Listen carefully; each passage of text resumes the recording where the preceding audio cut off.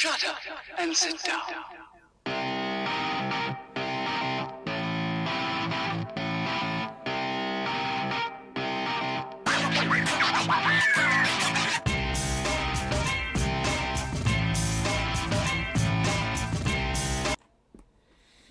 Hi, welcome to part 3.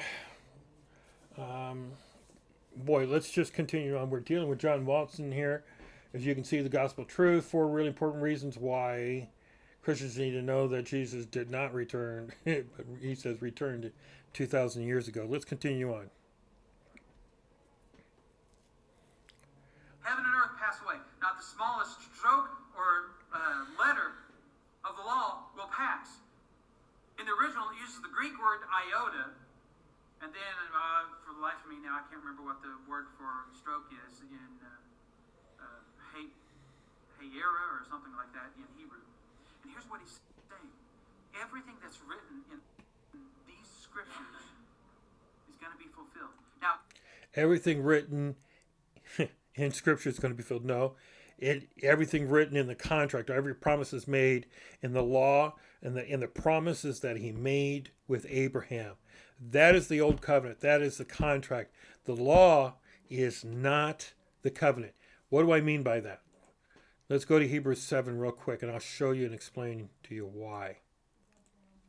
Oh, I found out why the thing was slowing down. I was uploading a video, that first one, and while I was doing that, it was causing everything to slow down. See, it finished up, and now we're moving much faster and through. All right, Hebrews 7.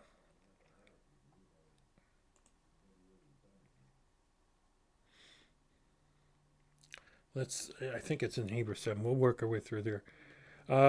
Priestly order, or lose my train of thought here while I wait. For when there is a change in the priesthood, there is necessarily a change in the law as well. For when these things are spoken belong to another tribe, for when one ever serves the altar, it is evident that our Lord was descended from Judah and not from the tribe of Levi. So there's a change in law, change in the priesthood. Verse 41, you are a priest forever. For it is then fitting that we should have such a high priest, holy and unstained, separated from sinners. For the law appoints men in weaknesses, but the law appoints a son who is made. And we're okay. Is it the law of promise? I think it might be in 8. Let's continue on. No, I'm going to have to. That law that came 450 years later. Let's see if it'll find it this way.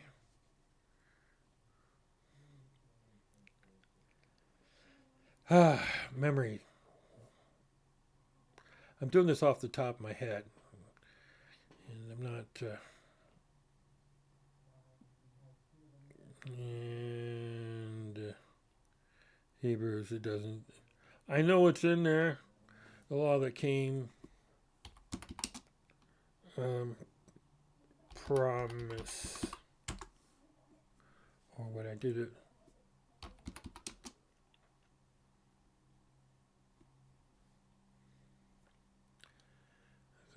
Okay, I totally in the wrong area. Yep, it's in Galatians. I believe it is. Yeah, I'm sorry. Went in total to find it. Come on, baby.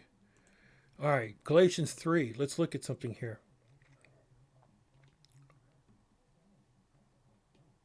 Works on the law, but the law is not faith. With man-made covenant, no one... Okay, to give a human example, brothers, even when a man-made covenant, no one annuls it or adds to it once it's been ratified. You can't add to it, take it away. Now, the promises were made to Abraham and to his offspring. Not spring, Jesus. It does not say into offsprings, referring to many, but referring to one, and to your offspring, who is Christ. This is what I mean. The law, which came 430 years, not 50, afterwards, does not annul a covenant previously ratified by God, so as to make the promise void. For if the inheritance comes by the law, it no longer comes by promise, but God gave it to Abraham by promise. So we don't get the promises of the covenant because we kept the law. We get it by what? Fulfilling the promises that were made in the law. So why didn't the law come? It was added because of our transgressions, until the offspring should come to whom the promise had been made. And it was put in place through angels by an intermediary. Now, an intermediary implies more than one, but God is one. So if the law is contrary to the promises of God, no. For the law had been given that could give life, then righteousness would be indeed by the law. But the scriptures imprisoned everything under sin, so that the promise by faith in Jesus Christ might be given to those who believe. So Christ is the one who is the fulfillment of the law, right? The promise. He's the fulfillment of the promise. He is not the fulfillment of all the laws. He kept all the laws, but the promises, he was the fulfillment of it. It is a promise, a covenant of promise, not a covenant of law. That is a very important piece of theology, people. I mean, it is. Understanding. Remember us going through our studies here about the names. And I illustrated to you that there could even be like this stroke that would be like a little, the definition of iota is like a little horn-shaped thing above one of the letters, and it can change the very meaning of this letter or word.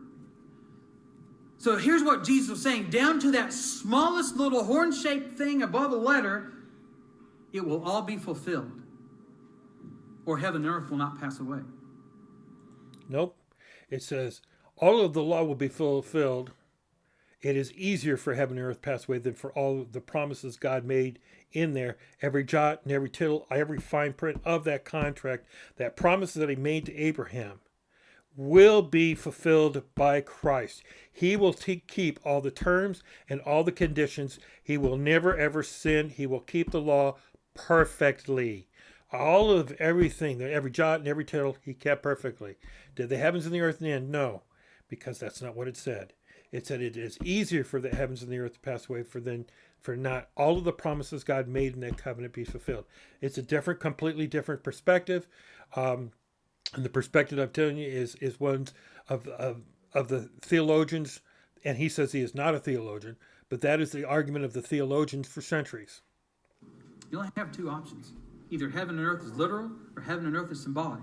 If it's literal, people in the Church of Christ got a huge problem. See, because it didn't pass away.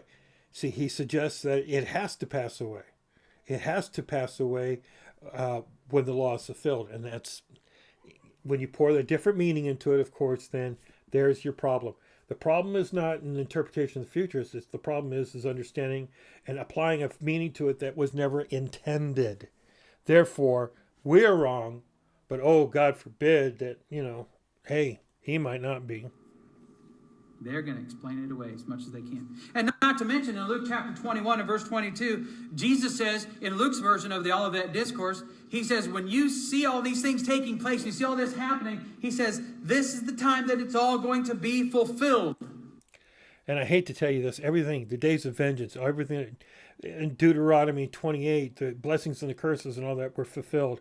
All of those things, Zechariah 14 and 12, the siege of Jerusalem, fulfilled in AD 70. All of the Olivet, and this is where I differ with many, many other people, especially dispensationalists. I am premill. And this is where we agree with, is that we all know and we all understand that the Olivet, the scholars that I am following and deal, from Beale to seven, my mind's going blank here. A little bit late at night. It's like 9 o'clock. We've all agreed and we've all held to the fact that all of the Olivet was fulfilled. Even Barnabas says the Olivet was fulfilled and completed by 70 AD, but that was not his second coming. And we showed that it is not the second coming because Jesus quotes Daniel 7, and that coming of the Son of Man in clouds is his ascension. And because he ascended to the right hand of the Father, sat down at his right hand, he sent judgment upon Jerusalem in the form of an army, as he did in the Old Testament. But Revelations 19 tells us that and Acts 1, it tells us that when Christ comes with his saints, it is with his saints that he comes. Jesus himself descends out of heaven. And there's the language and the nature of his coming that They accuse of being terrible. Well, they're terrible with that. Absolutely terrible with that. So I'm not going to argue with the Son of God over that. He said it. I'm good with it. The second thing that I think is extremely important in understanding why the Lord returned 2,000 years ago is because unclean. This is important to me. This is important to me, and I'm going to tell you why. Why number 2, unclean spirits are cast into the lake of fire. Because when I was a kid, I saw Rosemary's Baby and I saw The Exorcist. Okay? This is why this is important to me. And that scared me beyond belief. And by the time Ghostbusters came around, I was a little better with it because I was a little older. And it was a lot more fun. He thinks that all Satan and the demons have been cast into hell. That, according to Revelation 20, Satan has been bound up. Let's go on a little bit more. But there were always these people around that were saying, gotta watch out for these demons and these monsters, ghosts and so forth. Even at one point when I was young, I was probably 7 maybe, something like that, my sister had a whole bunch of people over from school. She was a teenager, so I must have been 7 or 8. And there was this one weird girl there, and she said, "Hey, let's have a seance." Some things. And one of the reasons, matter of fact, let's go here to this first passage. This is in Matthew chapter 8. Matthew and Mark's versions are the same thing. So we can kind of kill 2 birds with 1 stone. But this is really what we were talking about, this demoniac, the Gadarenes. Let me just summarize this so I can cover a little more ground here. So, because we talked about this in our Bible study a little bit this morning. If you look here in Matthew and Mark's accounts of this, they said, "Have you come to torment us before the time?" This was the thousands of demons that were possessing this one man. And in Mark's version, there was this conversation. They bowed down before the Son of God. They knew who he was. And for some...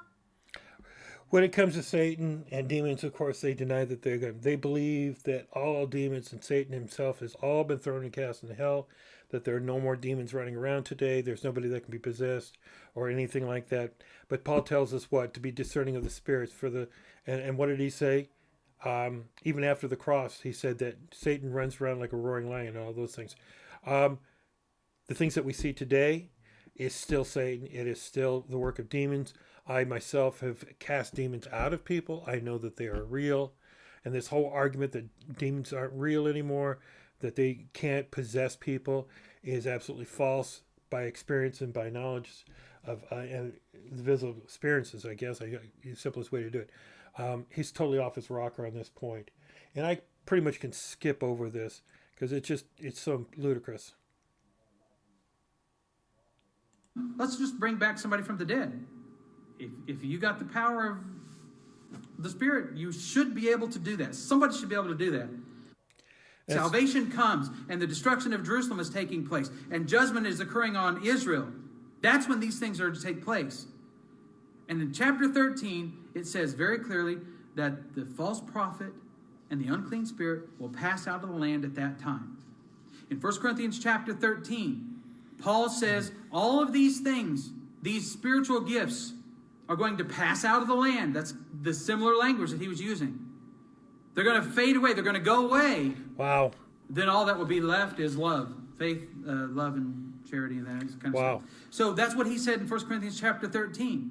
And we can point out 1 Corinthians chapter 1. So we no longer have words of wisdom, words of knowledge. We no longer have faith, the gift of faith given by God. We no longer have, discerning of spirits. That's all gone. So... that in itself is an hour long, and that might be something I might do later. It's getting a little bit late tonight, and I am not about to touch that. I'll leave this short and sweet and say goodnight, and we'll pick it up later.